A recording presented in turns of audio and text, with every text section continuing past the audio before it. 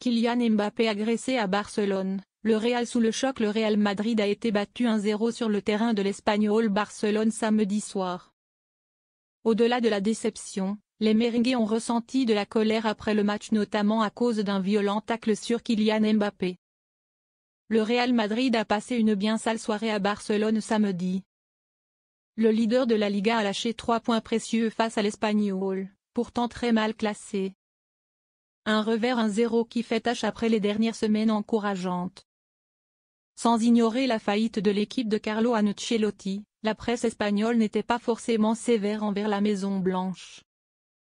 C'est plutôt l'arbitre du match qui a été le plus visé par les critiques. À la 60e minute de la rencontre, M. Ruiz a été très gentil envers le latéral barcelonais Carlos Romero qui a violemment taclé Kylian Mbappé. Mbappé a échappé au pire samedi alors que l'attaquant français partait en contre.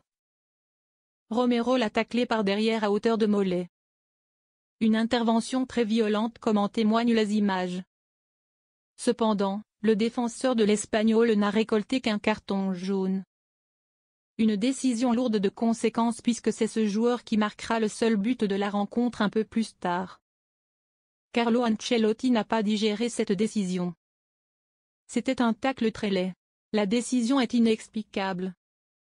Nous trouvons inexplicable qu'il n'ait pas reçu de carton rouge. C'était tellement évident, que ça méritait rouge.